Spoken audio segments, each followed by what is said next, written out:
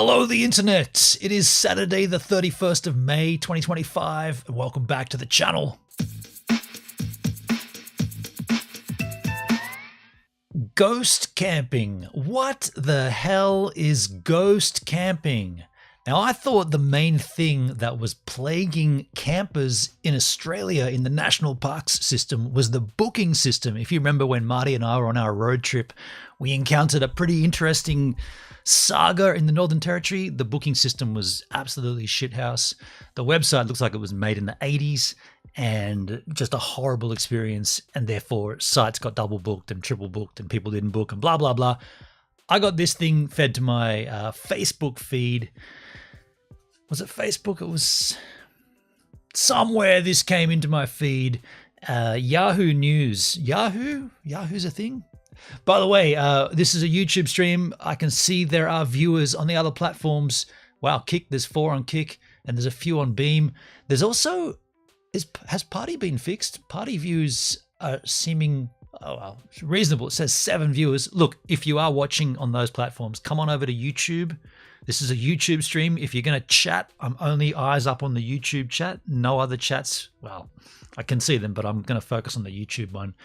And yeah, like I said, this concept of doing these weird sets of streams on different platforms, in August, it's all going to change when I've revamped my YouTube channel after my 10th birthday celebrations have passed. And we'll just do streams. Whenever I stream, you can watch me wherever you want. And I won't have to do this saga every single time.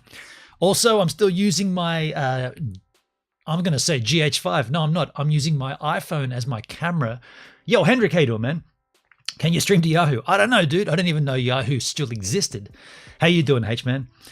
Did you see the vlog I put up with you in it from the other day? Hell yeah, man. Yeah, I'm still using my phone as an NDI source. So that's because my camera's being fixed at the moment. This works. It sort of looks reasonably good, I suppose, but it's working. But I want to talk about this ghost camping thing, right? This news article came, and we'll get to it, and then we'll chat GPT and find out what is ghost camping. But I mean, look, spoiler alert: ghost camping is when people book and don't turn up, and apparently it's a huge problem. This is the article. It's from Yahoo News. Caravan couple blast selfish act creating major camping issues within Australia. Travelers Miriam Mace and Chris Magen are fed up with campers booking up campgrounds and then not showing up.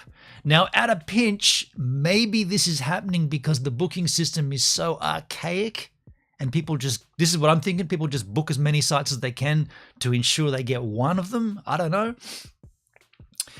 Hendrix, I know it's up. I have not watched it. Maybe a live reaction.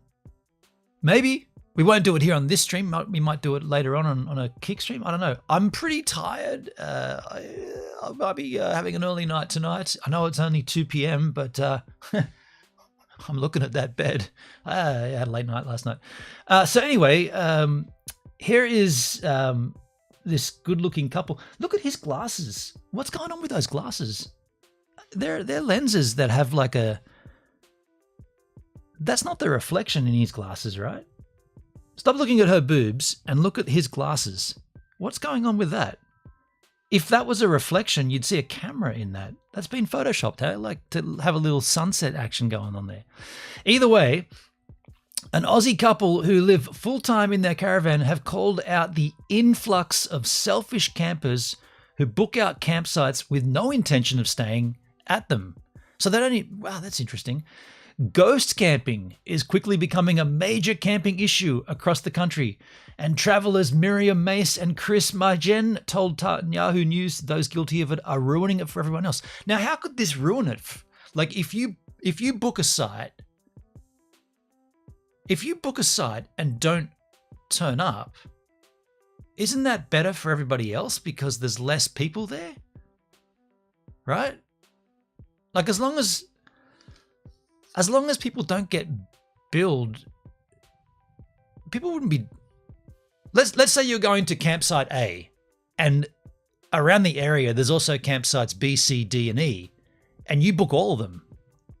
You're not paying 5 bookings, are you? You're only paying the one that you actually stay at. So what are they doing? Booking and then canceling? In my view, wouldn't that be better? Because then there's one less camper at the campsite. So less people using the amenities block, less people swimming in the water hole if there's a water hole, less people parking, whatever, less generators. Her boobs are better. Are they photoshopped? I didn't even look, really. I was too busy looking. I'm not kidding. I was actually looking at his glasses more than that. I don't know, dude. That looks kind of real to me. The glasses do not look real, though. So this pair have been living on the road for 5 years, so they'd know. And they said ghost camping has become so out of hand, they sometimes cannot secure a national park campsite 6 months in advance of their intended stay. Okay, so they're all booked out. When they do secure a campground booking, they've been forced to move sites every few days, even though the campground itself is only half full, despite the booking system suggesting otherwise. So, I mean, look, where this is headed, it comes back to the booking system being shithouse.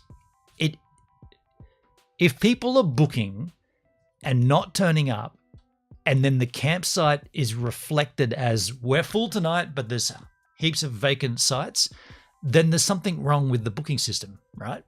Yo, over on D-Live, Callie G, aloha. Yo, Callie, come on over to YouTube. I can see you there. I can see you in the D-Live. Come on over to YouTube if you want to be in the actual chat. Just saying. Continues here. It's not getting any better. We're going to completely avoid WA in the off season because it was just insane last time. It's not just WA, it's everywhere. There's a lot of people that just miss out on bookings even though the campgrounds are empty. Hendrik, what's this new $80 camp fee? Much love, bro. Thank you, Kelly. The $80 camp fee, I don't know where you're getting that from. I'm not paying $80 to camp. I mean, arguably, Marty and I paid sometimes some money. It wasn't $80, but who's paying $80 to go camping? You might as well stay in a hotel at that point. Where'd you get $80 from, dude? That seems like an excessive amount to pitch your tent. Miriam and Chris aren't the only campers feeling the impact of ghost camping. Aussie adventurer and avid camper Michael Atkinson, known as Outback Mike, also feels the effect. Where's his quote then? Doesn't say anything. Okay, Michael's having a shocker too. Campers urge authorities to drop the booking systems altogether. You know what? This is what needs to be done. And by the way, these booking systems only came in as a COVID thing. Are you aware of that? You used to be able to rock up willy-nilly to a national park, not just in New South Wales, but most of the country, and you could just secure a site. You could make a donation, like a cash donation into an honesty box, and then you could camp there. And you didn't have to pay. You could just rock up and camp. It's a national park. It's your national park. Why do you got to pay anyway? But as soon as COVID hit, they put in this restriction, self-isolating, and what was the other catchphrase at the time? What was the phrase that was used to reduce the amount of people in areas?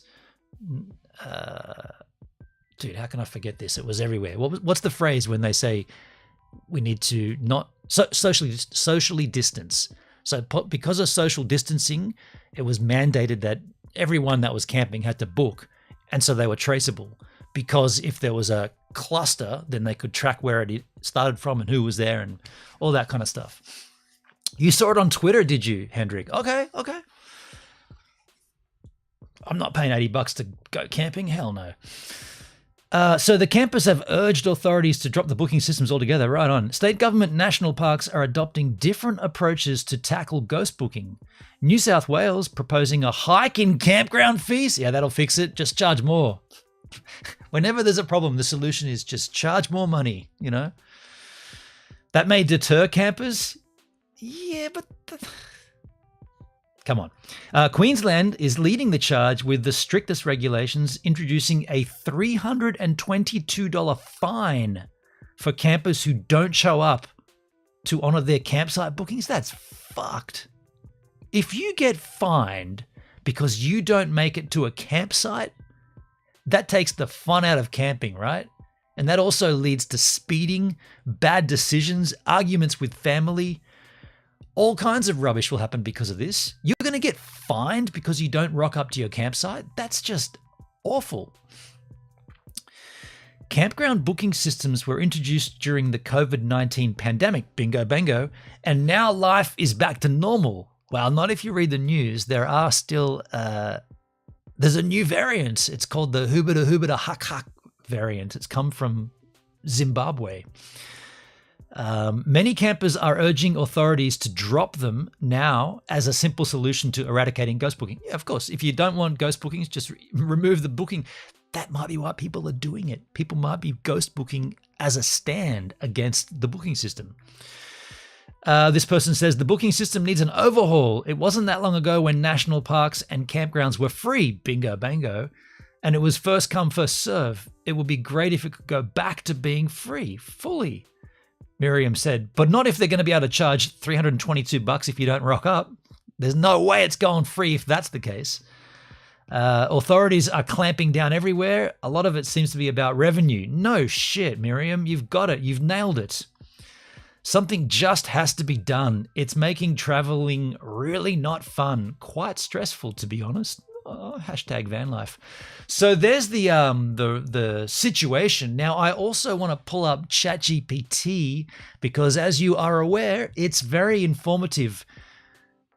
Lucky. I should close this. I just removed some previous ChatGPT conversations. I don't know if you're watching, but that would have been funny. Yeah, I just got that off the screen, but I was about to show. Anyway, ChatGPT, let's ask it, first of all, what is ghost camping when it comes to Australian campsites? Let's see what it says in a general sense. Charles, how you doing, Charles, over there on the YouTube? Make them put up a deposit down. If they don't show up, they lose their deposit. But if they show up, the deposit goes to the camp fee. I mean, that's logical. That's logical. However, Charles, I'll say this, dude. To counteract that, I'll tell you, the system is so clunky. The website, the UX design on that website, well, this is the Northern Territory Parks Service anyway. Horrible experience. I would suggest that website booking system is unusable. It's that bad. And I made videos on my channel. That's the video that the H3 podcast picked up on, by the way. That video that they talked about, and they tried to get a campaign running to fix the Northern Territory Parks booking system. Point is, we booked as you would. We thought we did the right thing. We literally booked and paid, and then we all set up our campsite. And then some people rock up and they're like, that's our booking. And we're like, what are you talking about? We booked this. Look, here's the email. And it turns out when I booked it, the website did not default to the day that you're there. It's so clunky. Instead of populating available campsites as per the calendar date that your device is linked to, aka the day that you're there, it populates to the first available campsite date. So I loaded the website up, put in the campground name, it loaded. I was like, okay, the calendar's right there, and the left-hand column, you'd assume that's the current day. I was like, okay, we'll book that. That's our night. We book it. Off we go, boozing up, going for a swim, set up our site and everything. Everything's cool. People rock up. They're like, excuse me. I'm like, what? They're like, yeah, that's our site. I'm like, what are you talking about? Look at my booking. And it wasn't until I pulled up the actual booking and looked at the date was for a week and a half in advance. And it's only because the website, when I loaded it, instead of loading to today, it loaded all the way down to there's the first available site date, and it put that in the left-hand column. It never once said this is not today. It just defaulted to that, and I was like, the fuck. And so we got into a bit of a, well, they were really cool, these people. In fact, they were a family with a few different sites. They'd booked the whole place pretty much for their family, or 3 or 4 sites, and they said they didn't need one of them, so they gave us one. Or they gave one of their sites to these other people. It's a long story, but the point is, it's so bad. Like, I'm really tech savvy. Like, I can navigate the tech, right? I'm good. I did everything that you would normally do on a website, and I still fucked it up. And I was 100% confident that nothing went wrong until the other campers rocked up. So it doesn't work. Hendrik, I just looked. New South Wales wants to increase camping fees due to ghost camping. Right? Yeah, for sure. But this idea of putting a deposit down, sorry, Charles, that's a good idea. It would only work if the booking system was overhauled to make that process seamless. It should also be a federal thing, not a state thing. It should just be, this is how you book a campsite in Australia. Not that you go to New South and it's a complete different system, and then you go to Queensland, another system, you go to the Northern Territory, it needs to just be, this is Australia, mate. This is how it's done, right? Australia, the United States of Australia.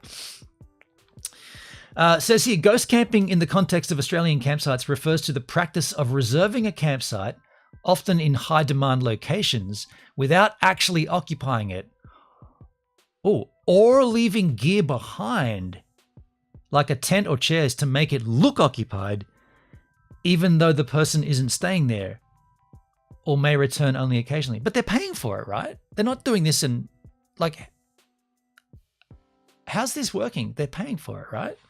If you're paying for it, who loses here? The camper loses. There are two common forms. Number one, online reservation ghosting. Someone books a campsite for several nights but doesn't stay there the entire time, often just using it as a placeholder so they can come and go or keep others from using it. Is this really a bad thing though? Online reservation ghosting. Someone books a campsite for several nights but doesn't stay there the entire time. Well, boo fucking who? Why is this a problem? Often just using it as a placeholder so they can come and go. Who cares? This is, why is that wrong? You book a campsite. What do they care what you do with it?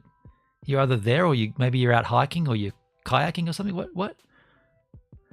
Physical ghosting, gear dumping. Someone sets up a tent or a swag or leaves chairs, tables to give the impression the site is in use, but they're not actually there, sometimes for days, preventing others from taking the spot. Again, who gives a fuck what they do with their spot, as long as they've paid for it and booked it? I got to tell you, as we get through this, I'm more in favor of the concept of ghosting, ghost camping. I mean, I'm for it, and I'm against people kicking up a fuss. So why is it a problem? It blocks access for people who genuinely want to camp. But that's pretty presumptuous. That's assuming these other people aren't wanting to camp. That's assuming they're not doing something else. Like they're probably out climbing Brokeback Mountain or something. I don't know. But how can this be that both of these options, if you do online reservation or if you do physical ghosting, that means you're not there? Like you could still be there, right? Charles, if they don't charge them to book, raising the price is not going to fix anything. I guess that's where this... Yeah, you're dead set right. And that's where this will come down to it. Are they being charged to reserve the spot, or is it a free reservation? In my experience in the Northern Territory, where I completely messed that booking up, we paid as we booked. Like there wasn't an option to say, are you just reserving or are you actually camping? We just we want that site. Okay, that costs $21 or whatever. So that's how that went. Why is it a problem? It blocks access for people who do. Okay. It's against park regulations in many cases. I really doubt that. I really doubt that it does, that the park regulations say you can't set up camp and then go off somewhere. Everybody sets up camp and then goes off either looking for firewood or chasing frogs or something. That's what camping is, right? You want to explore the local area. It undermines fairness. Oh, boo-hoo. Especially in popular or limited capacity sites. Well, that's a problem. That's more of a population problem, right? If the population is getting so large that not everyone can go camping, maybe we need to cull the population. Shit. I wasn't being serious about that, just in case you were wondering. Rangers may remove unattended gear or issue fines. Imagine setting up your shit and taking an 8-hour hike and coming back to find your tent had been removed. I would be absolutely pissed at that. Typical places it happens at: popular national parks, for example, Wilson's Promenade, Kosciuszko, Freycent. I don't even know where. Oh, that's Fraser Island, is it? Freycent? I don't know. Coastal campsites in New South, Vic, and Queens over summer or long weekends. Remote free camps where bookings aren't required. You know what this is? This is like, okay, are these people that are complaining about ghost camping? Are these the people that are complaining about other people that go down to Sydney Harbour and claim a little bit of ground for the harbour fireworks at New Year's Eve? People go there days in advance and stake out a portion of, you know, the bay there so they can see the fireworks. Is that the next thing? It's going to be called ghost fireworking or something? I don't know. Like, are they complaining about that shit too? Related terms: site hogging, placeholder camping. Would you like info on how Park Services manage this? Nah. I'm gonna feed it back. I'm gonna say, can you confirm if the campers are being charged to book or charged to book or not? That's all I need to ask. Or not. On not or not. Yes, in most cases, here you go, Charles, this is directly to answer you. In most cases, campers are charged when they book campsites in Australia, especially in national parks and managed campgrounds. Here's how it typically works. Paid campsites, booking required online in advance, mandatory sometimes. You pay a nightly fee, usually between $10 to $45 a night. $45 for a campsite? Fuck me. If someone ghost camps, they're paying for it, but not actually using it the whole time. So what's the problem? What's the problem? That you didn't get it, but someone else got it? You whinging fucking whingers. Some people do this deliberately to hold a spot over multiple nights. There's nothing wrong with this. Oh, I couldn't find a place to camp. Go somewhere else. Free campsites, no booking or payment required. Ghost camping here usually takes the form of dumping gear. Okay, so free sites. This might be where they got a point. Ghost camping here usually takes the form of dumping gear to claim a spot without presence. Okay, it's technically not allowed and rangers can remove gear or issue warnings. That seems a little bit more reasonable, right? In a free campsite, you can't just set up a house there and then come and go for a decade kind of thing. That's called living, right? That's not camping. That's a household. So in summary, yes, ghost campers at official sites are usually paying for the booking, even if they're not using the site. Okay. Let me tell you then. Let me tell you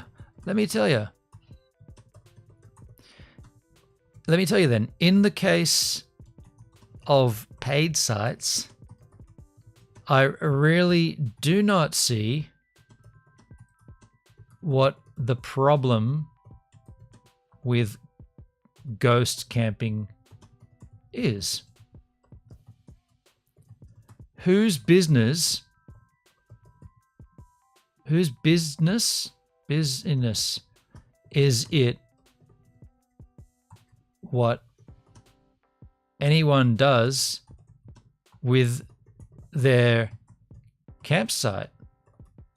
Perhaps they are hiking. Perhaps they are looking for mushrooms. They are out looking for mushrooms. They are out looking for mushrooms. People do that. It's not illegal. Perhaps they have summited. What was that place in the Warren Bungles? The Bread Knife. Perhaps they have summited the Bread Knife in the Warren Bungles. Warren Bungles. Who knows? But to be all up in their shit just because you missed out on a campsite, boo-hoo. Boho? Boo-hoo. Boo-hoo. Why can't I spell today? Wow. That's my take on it. ChatGPT says that's a totally fair perspective and you're not alone in thinking. If someone has paid for a site, it's reasonable to argue that they should have the freedom to use it however they want during their booking. That's exactly my point. Come and go, sleep there or not, leave gear or not. After all, it's their space for that duration. Your point hits on a key tension: individual rights versus communal expectations. You should never expect from people. You know why? Because they're going to let you down. Never expect anything from anyone. They will always let you down. You've paid. Why should others get to judge your usage? Bingo, bango. Here's why some people still get heated about ghost camping. The frustration from the other side. Limited supply. So it's more about population numbers now.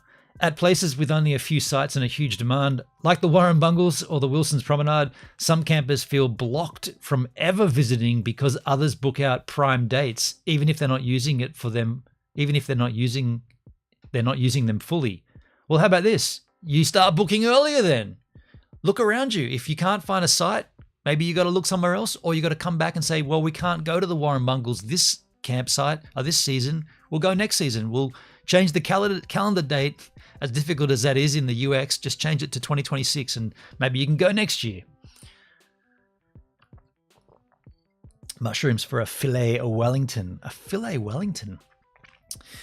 Perceived unfairness. If someone sees a site empty for days while being turned away, it feels like wasted space, even if it's paid for. So now it's about the feels. I'm so sorry you feel upset. I'm so sorry that you're upset by looking at that campsite and it's not being used. That really hurts me that you're upset. I'm really apologetic for you. Boo-hoo. Speculative booking. Some folks reserve blocks of time just in case. Okay, maybe they got friends that might be coming. They might need another spot. And they don't show up at all, potentially booking multiple sites or weekends. That can become a problem. No, like I said, that's less people using the facilities. That's one less person that needs to cook on the barbecue. That's one less person that needs to drop a log in the long drop toilet. That's one less person that can be in the lake swimming when you want to swim naked, for instance, if you did that. I didn't. I've done it. I will. Let's go swimming now. Let's go. On the flip side, as you're saying, you could be off hiking, climbing or kayaking, doing exactly what national parks are for. You might have gone to town for supplies, be waiting out bad weather. These are all very plausible reasons, right? It's nobody's business if the site looks empty at noon. Exactly. And really, who's to judge how someone should use a campsite once it's paid for? Bingo, bango. The balance. Park services try to manage this by limiting how far in advance you can book. That's a good solution. You know, cut it off for like a 3-month forward period.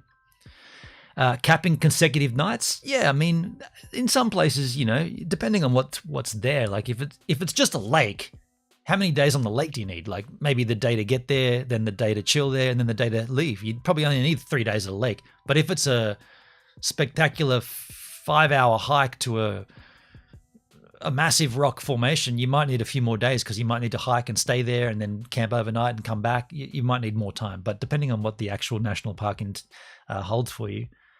They also charge cancellations or no-show fees. Yeah. Well, if you booked and you didn't turn up, you've already paid and booked. But you're right. Thank you, ChatGPT. I love you.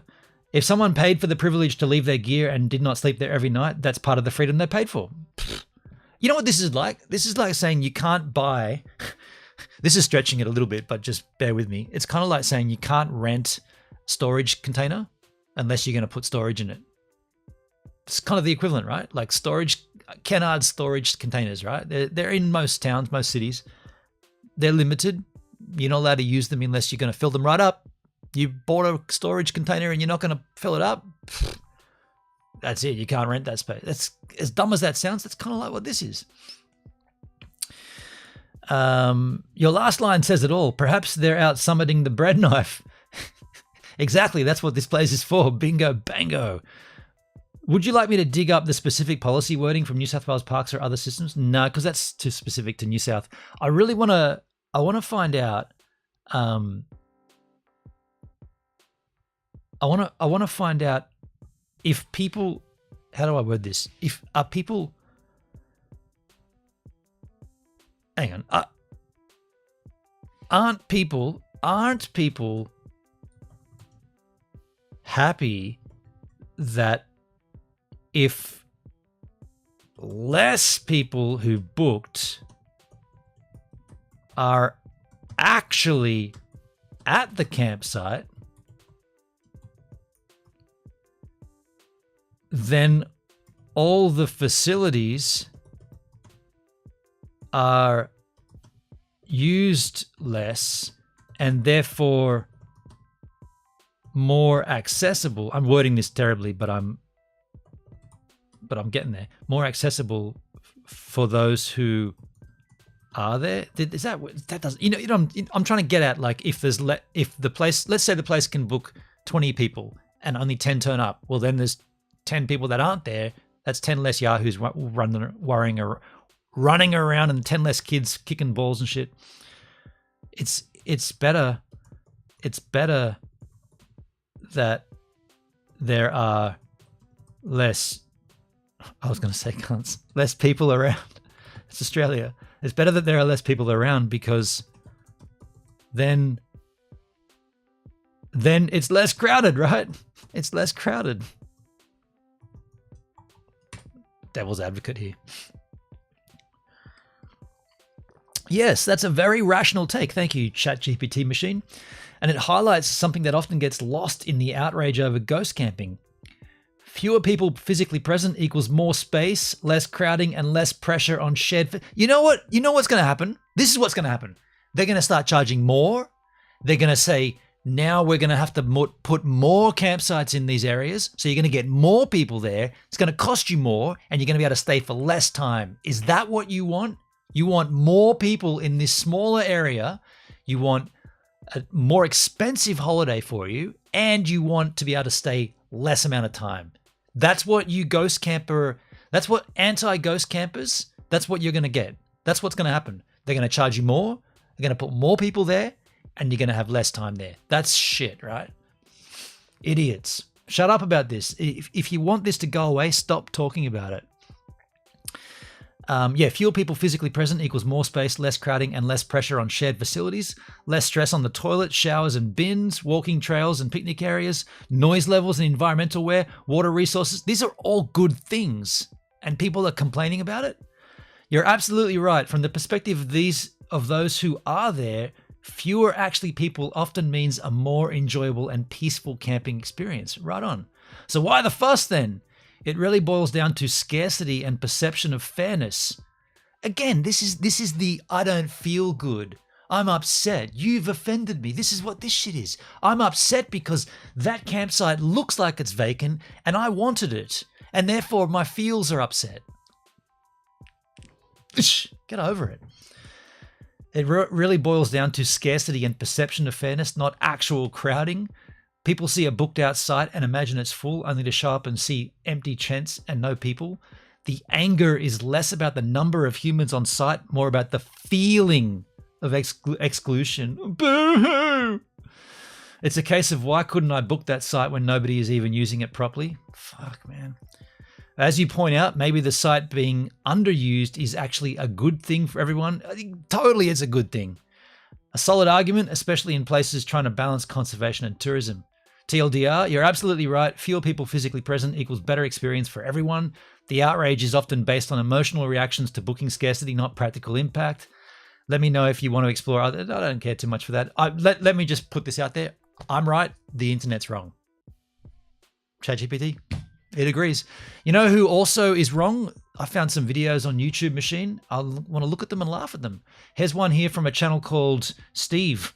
Yo, Steve. Ghost camping is ruining camping in Australia. Let's see. Shut up, Steve. What you got for us? Steve? Steve? No audio? Why is there no audio, Steve? I got another video here. Has this got audio? Ghost camping. Steve. Is it? Oh wow, my oh shit, my loopback's not connected. Hold on 1 second. That's coming out of the that blast came from the Death Star. Why is my loopback not connected? Oh, there was an update to loopback. I gotta open my security and privacy settings. Bugger. Hang on. What's going on? Oh, that other video is playing in the background. Anyway, hold on a second. Let me just. I knew something was wrong when I started this stream. There was a noise, like a website noise, and I was like, how come I heard that through my audio, not through my Kansas? It's because loopback's not installed right now, because there must have been an update. Security preferences allow. Oh, I've got to restart. I can't do it. I've got to restart my machine. I can't do it. Anyway, I guess we could do this ghetto style. How could we do this? This goes for 10 minutes. I can't feed audio into my system without bugger. Okay, well, anyway, hold on. A problem where you are. You know what? You can. I'll give you this. I'll give you this ghetto style. I'll just pump a mic. Actually, I know what I can do. Hold on a second. This is a bit lame, but I'm going to bring in a second microphone. I'll put in a second microphone, and I'll just point it at the I'll just point the second mic at the speakers, and it can pick it up. It's a bit lame, but you'll hear it.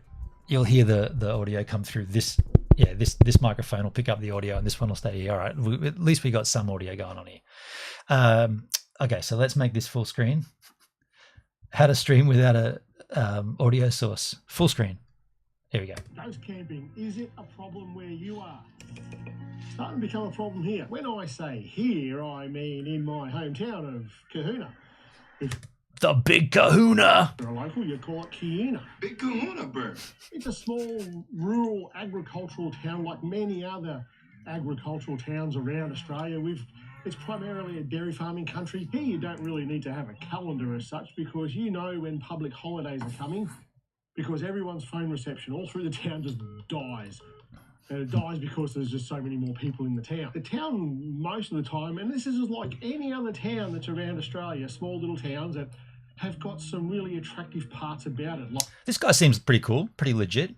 Wait till this turns to they're paying and they're not using it.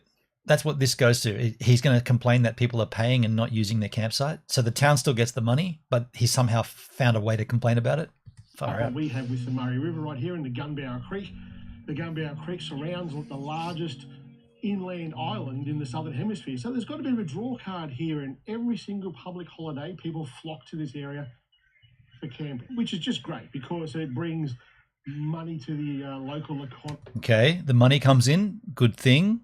How do you make this bad? How does this become bad? It brings people in to see and to share what we have here. And I don't think anyone in town would begrudge anyone for coming here. I think it's fantastic that our town is so popular for this sort of stuff. But we're starting to get a ghosting problem. And I mean a ghost camping problem. I saw it on the news the other day and I thought, hold on, I've actually seen this. I haven't heard the term before, but I've seen this.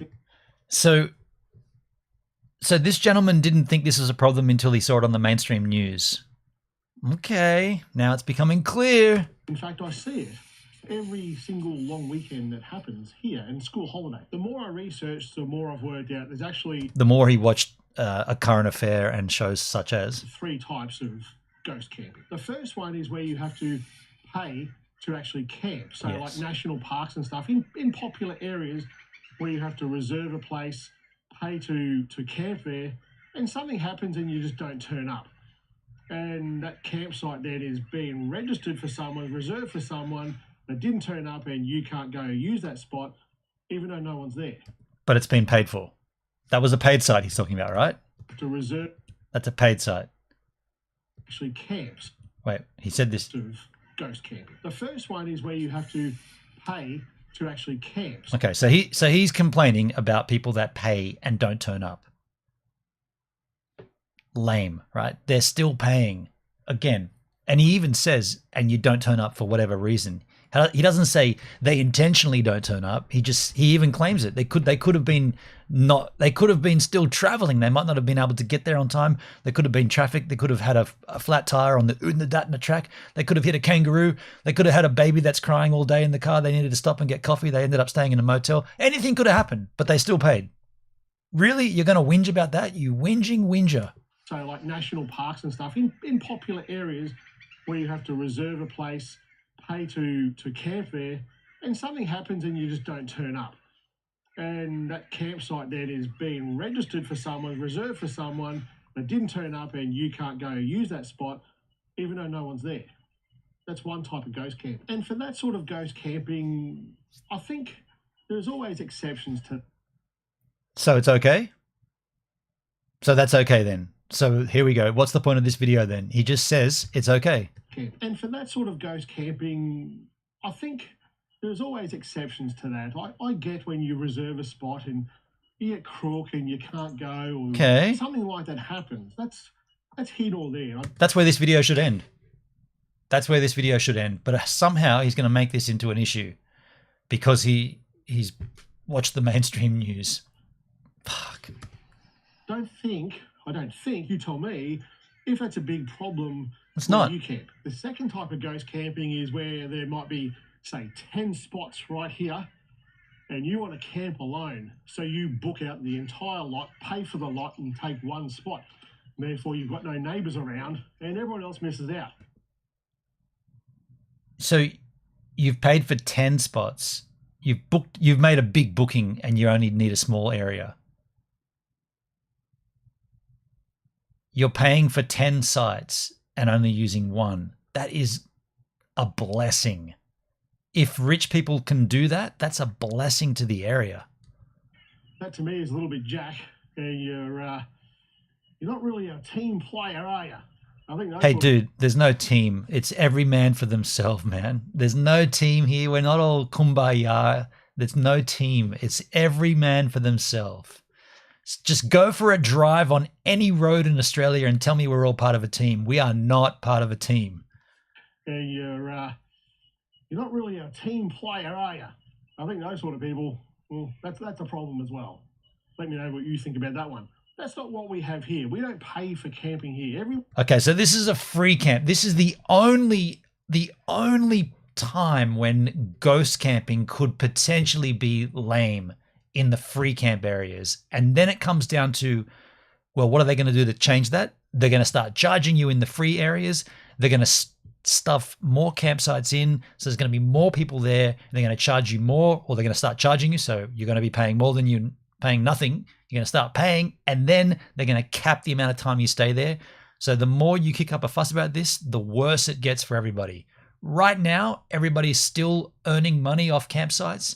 Local councils, local environments, local parks, they're all earning money off of it. Arguably, they're getting less foot traffic, so the place doesn't get trashed. But people like this are calling this out and making it worse, ultimately, for everybody.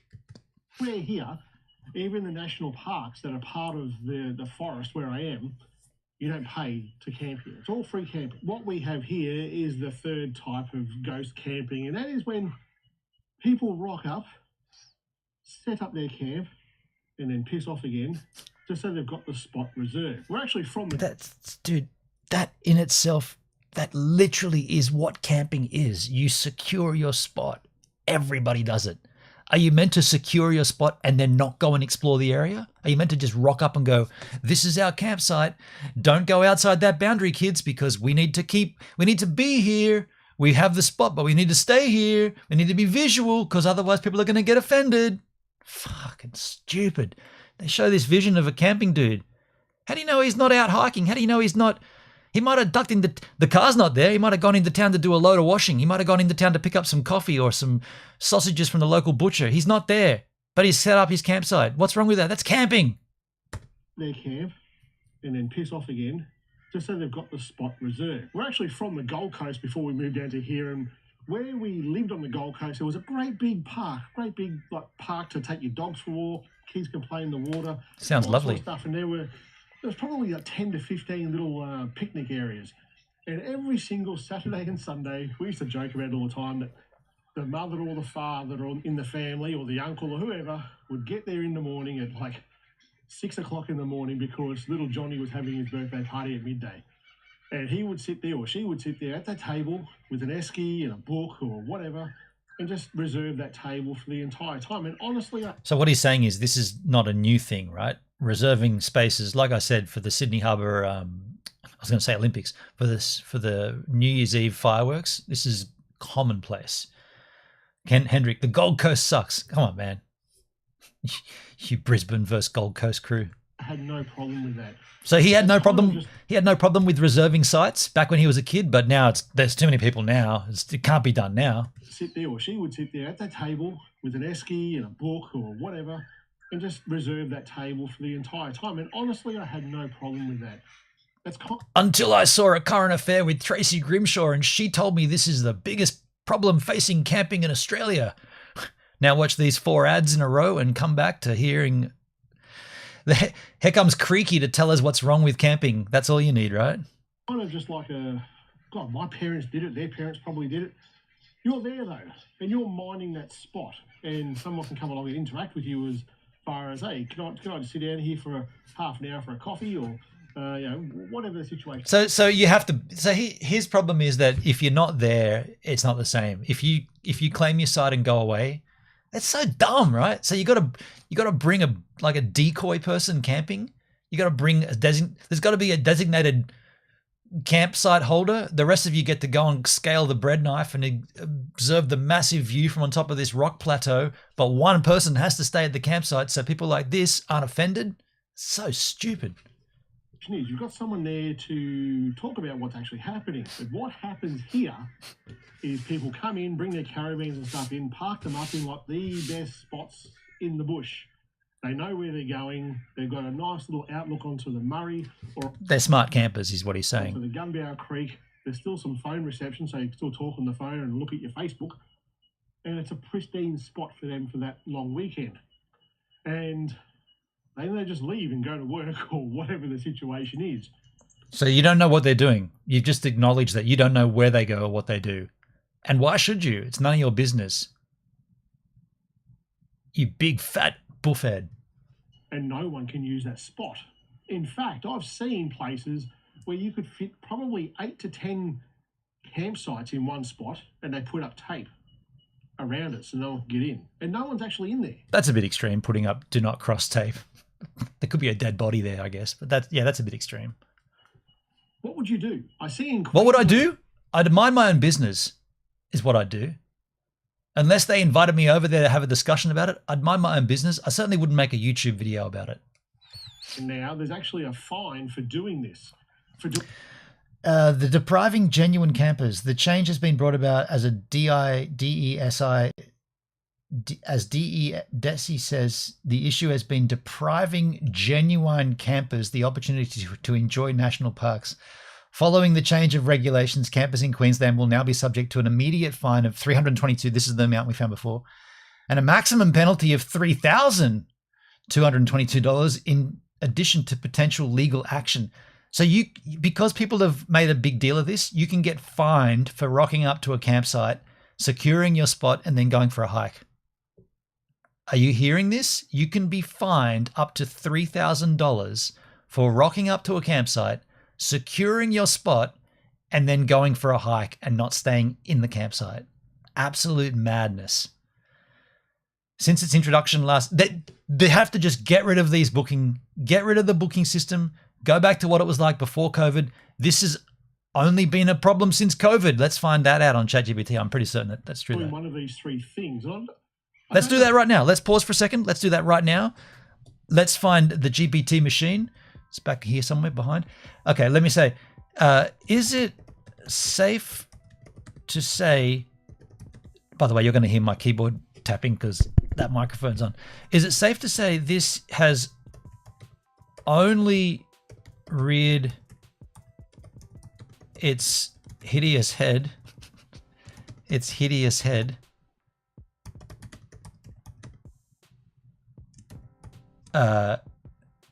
because of COVID? Is this COVID related? And if so, what do we do about it? Those that know will know. Is it safe to say this has only reared its hideous head because of COVID? As a reminder, all most, let's just say all campsites were free and no booking needed in national parks before COVID. Let's see if we can hit something this. Yes, you're absolutely onto something. It is safe to say that the rise of anti-ghosting camping sentiment, it's a genocide, anti-ghost camping sentiment, mandatory bookings and hang on, I'll read that again. Yes, you're absolutely onto something. It is safe to say that the rise of anti-ghost camping sentiment, mandatory bookings and increased campsite policy in Australia is largely a post-COVID phenomenon. I struggle with that word. Phenomenon. It's got my name in it, and I still can't say it. Phenomenon.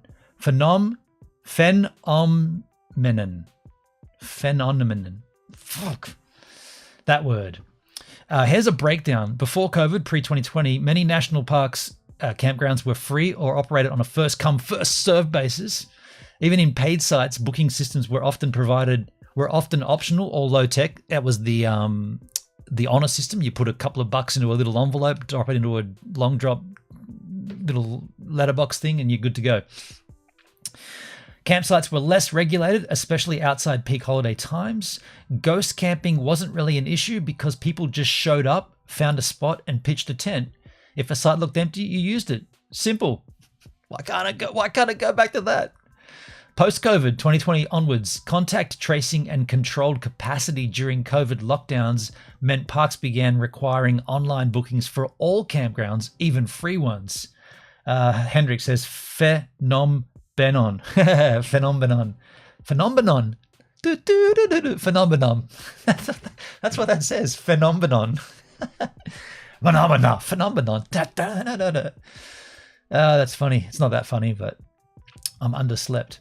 The public was encouraged to holiday domestically, creating a huge... So hang on, this is after COVID. So after COVID, everybody was told, go out and enjoy your local campsites, go camping. The public was encouraged to holiday domestically, creating a huge surge in demand for local camp spots. National parks introduced mandatory online bookings, pre-allocated sites, digital check-ins, and strict cancellation policies. So it's the national parks' fault. It's COVID's fault. It's China's fault, basically.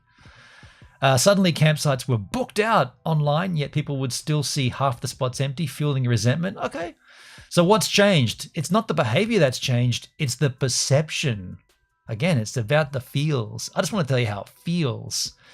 It's not the behavior that's changed. It's the perception of scarcity and the rigid structure of bookings. When things were free and first come, people accepted flexibility and variability. Now, with everyone needing to pre-plan and pay, there's more sensitivity to how others use the booked space, how others use their booked space. So yes, ghost camping only became a problem because the system changed from open and organic to tightly managed and data-driven because of COVID. Before that, nobody cared if a tent was empty or someone came and went. Now people feel that they've been locked out of places by a digital wall, and that stings. If you want, I can even show how booking policies shifted. Hello? I got another one. I can't talk right now. I know. Okay. I got new stickers too. I can't talk right now. Fuck, I've just lost my... Where was I? So anyway, ChatGPT just got to the... Anyway, it got to the end. Sorry. I had a point here. I was going to hit something. What was it? Oh, that's what I was going to say. It's China's fault. So it's a bit of a stretch, but it's China's fault. They introduced us to the COVID virus. We should blame... Can China pay for this? It's understandable to feel... Yeah, by the way, Poops, I'd normally have her in on a stream, but these streams, they're not really child-based. Like, if we stream with her, it'll be like more of a fun stream where we laugh and talk about crazy stuff. It's understandable to feel frustrated at how things have changed, especially when something as simple as something as free as going camping has become more rigid, regulated, and competitive. But blaming China or any one country for the changes in campsite management isn't really accurate. No. I was saying because they introduced the COVID virus. Here's the clearer picture. COVID-19, which originated in China, did trigger global changes, no question. Okay, so you're with me. But the decisions to tighten bookings, regulate campsites, and introduce tech-heavy systems were made by Australian state park authorities based on local conditions and domestic policy responses to the COVID situation. These systems were designed to manage demand, track visitors, and reduce crowding, not as a response to China, but to COVID's impact on public behavior. But China gave us the virus. In other words, COVID was the spark. So where did it come from? Follow the chain, trust the science. The reaction, the rules, the policies, the rigidity is homegrown. We in Australia chose to lock down, digitize bookings, and shift from casual access to pre-planning. Those choices were about managing health and logistics under stress. So what about this? So hang on. So is it China's fault? Not really. Okay, I'm trying to say it really is. The virus began in China, yes. But the cultural and governmental response that led to things like ghost camping drama was shaped by our own systems. Blaming China for annoying campsite booking policies is kind of like blaming Henry Ford for a traffic jam. Ooh. Is it though? Because before the COVID virus, we didn't have anything. But before Henry Ford made the vehicle, there was no traffic, so therefore there never was a traffic jam. China introduced us to something, and globally the response included these lockdown, these camping restrictions. I would say that you could say that that leads back to, okay, well, let's ask this then.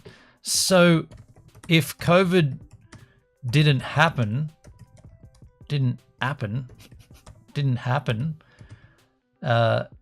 none of this would have happened. None of this would have occurred. Can't use the same word twice in the same sentence. You're absolutely right to zoom in on that. And yes, it's very fair to say if COVID didn't happen, this entire ghost camping drama, rigid booking systems, and widespread campsite angst probably wouldn't have happened. Okay. And let's break it down. Pre-COVID, so we know all this. Many people free, post-COVID, the changes. So would this have happened without COVID? Probably not, or at least not as fast or as severely. Park authorities may have eventually modernized their systems. They have not modernized their systems. Their systems are archaic. The UX on these booking systems is absolutely bonkers. They've grabbed like a MySpace website from like 1989. Probably 2004. Park authorities may have eventually modernized their system. And COVID didn't invent ghost camping, but it created the conditions for it to exist, sparked the systems that made people care about it, turned casual camping into regulated, competitive, and emotional charged activity. I'm going to say so. Kind of sounds like you're blaming COVID on this for this. I'm just going to see what it says to that. Good call. And that's a subtle but important distinction. I'm not blaming COVID itself, but rather pointing out that COVID was the catalyst, not the villain. The real shift came from how we responded to the situation. There's nuance to this. Okay, we're not going to win. I guess ChatGPT is... ChatGPT is not... I wanted ChatGPT to say, it's fair to say China's responsible, but it's not going to. But let's continue on with Old Mate's video and see if he has anything salient to add. How they actually prove that you're doing it. Mid-sentence, we've got to take it back, old buddy. What would you do? I see in Queensland now there's actually a fine for doing this, for doing one of these three things. I don't know how they actually prove that you're doing it. And I think the fines up there range from, and I think it's the only state in Australia that's doing this, $320 odd up to $3,200. So it could cost you a pretty freaking penny. I really don't like that idea. I think it's like... This guy's all over the shop, isn't it? He doesn't like the idea of people getting fined for it. He doesn't like the idea that it's happening.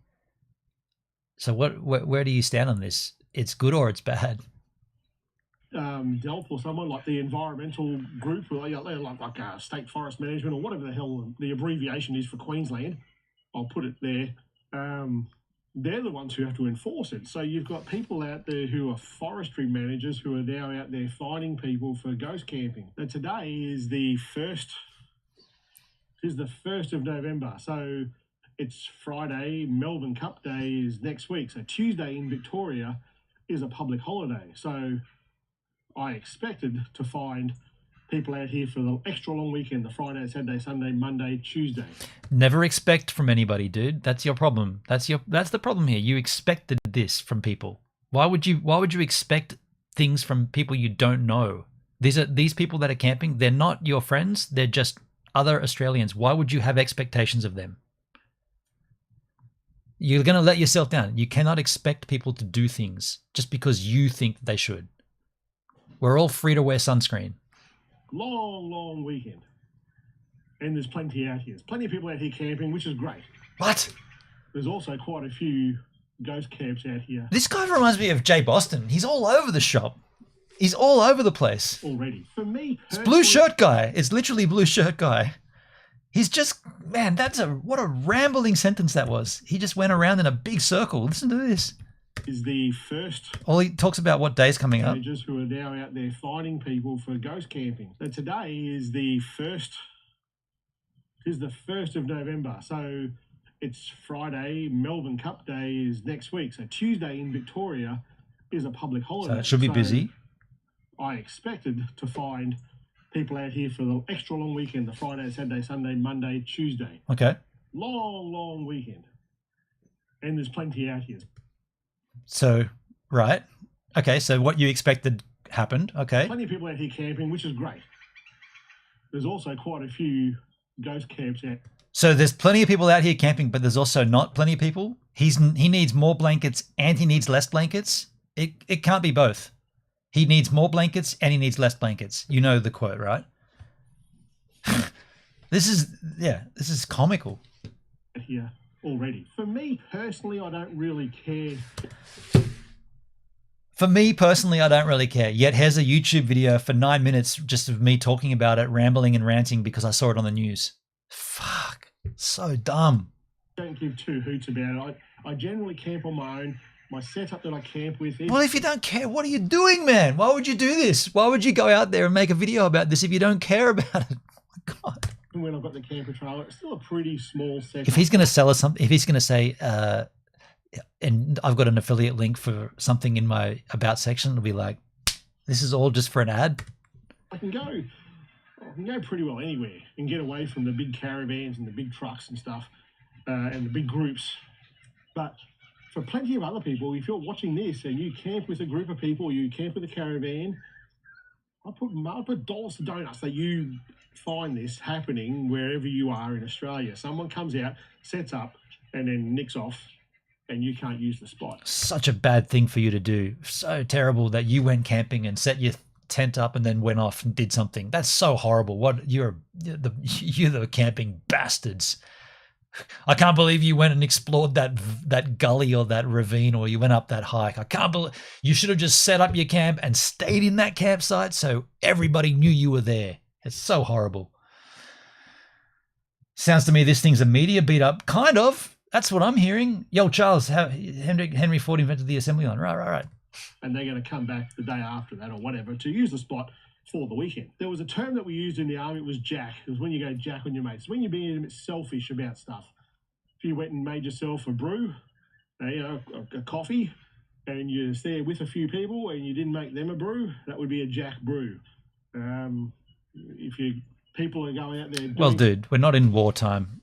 We're not at the army. We're camping. Quite the opposite of war, right? No one's out there firing cannons and shooting fucking guns. We're out there camping. To equate this to wartime, bit of a stretch. That would be a jack brew.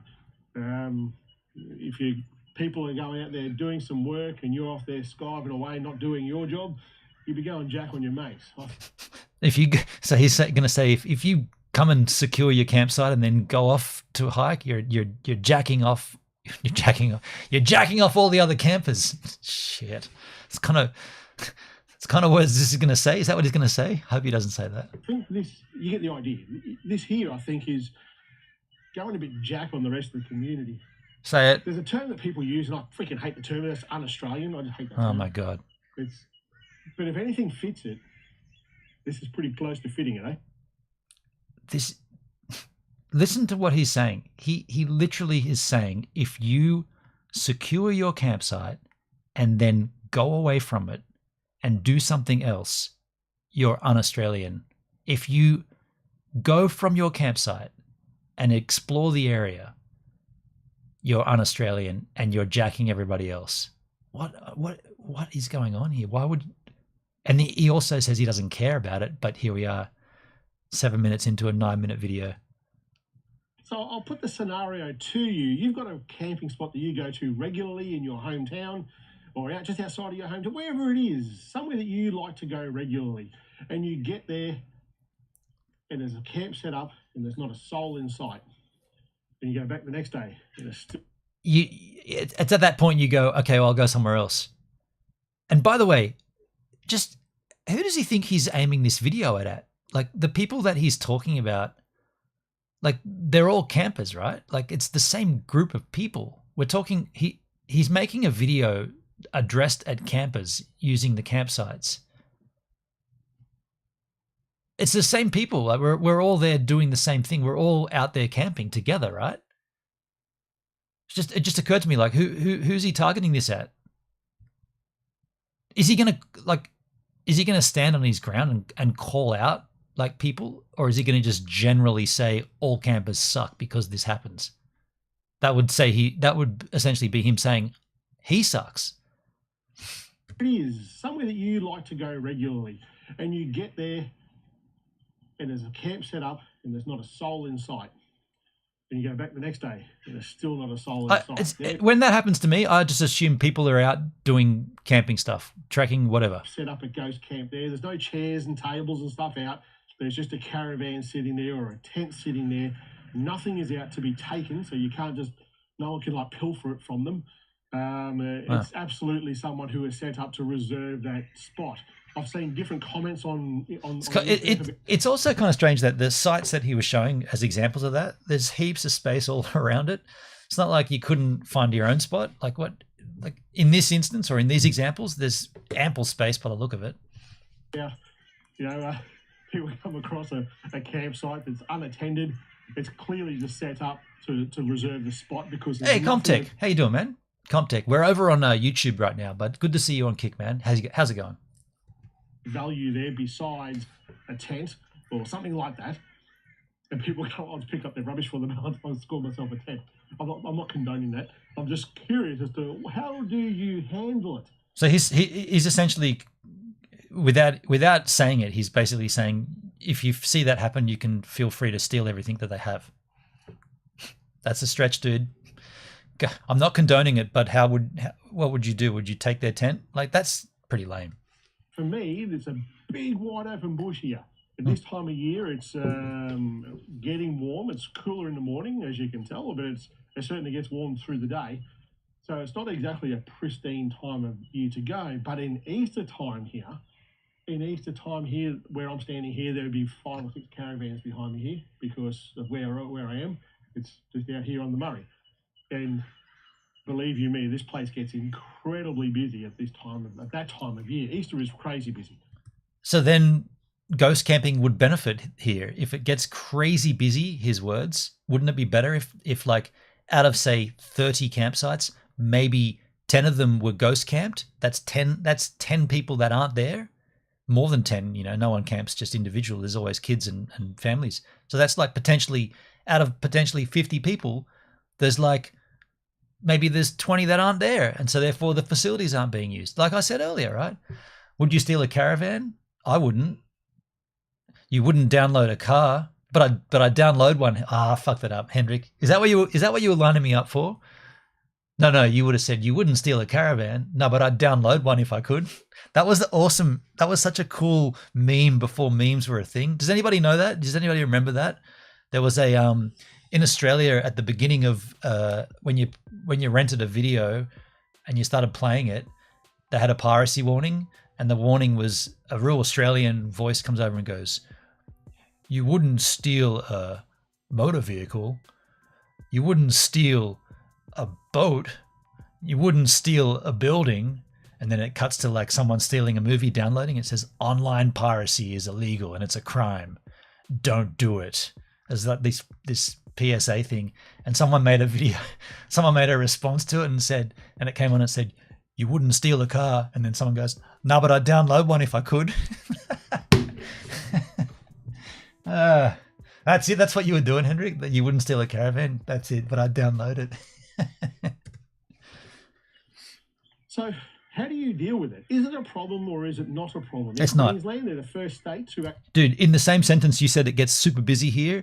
You said, now, is this a problem? Is ghost camping a problem? Are you telling me that you in the busiest time of the year when this thing's packed out with heaps of people, you think a few ghost campsites lessening that impact is a bad thing? I think that's a good thing. Actually start penalising people for this. I wouldn't be that surprised if we start doing it, certainly down here in Victoria. Well, you wouldn't be surprised because you don't care about it. That's what you told us. You don't care, so you wouldn't be surprised. You shouldn't even be here, Kiss Chasey. And who knows what they're going to do with the bloody the state / national forests. I see that they're, what's her name, Jacinta Allen, the Premier at the moment, she is giving everyone in Victoria free camping. I think it's till June in national parks. You don't pay a fee from December till June or something like that it is. And I can't help but think the cynic in me says you're giving us something for free just so that you're not going to cop too much of a backlash when you handle the stuff off to national, the state forest back to national forest. Okay. Anyway, let me know what you think about ghost camping. I'll see you. I'll tell you what I think, Kiss Chasey. It's not a problem. You watch too much mainstream news. That's that, dude. I'm just going to turn this mic off because I'm not going to be hearing from him anymore. Yeah, I think this is a massive, massive beat off over nothing. I think it's a good thing. In fact, I just want to check on. Hey, I just want to check on YouTube if there's anybody with a video that says ghost camping is good. Ghost camping is good. I'm going to retitle this live stream to saying something like the good things about ghost camping. Ghost camping is ruining camping in Australia. I'm going to change that to ghost camping is benefiting camping in Australia. That's what I'm going to change my stream to.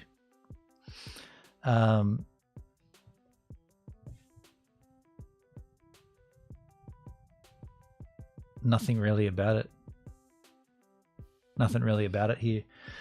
Yeah. I mean, look, I started this stream trying to learn about what this situation is. I came in with an open mind. I saw this Yahoo News article. I was like, okay, I'm going to learn about this. I'm going to deep dive into it.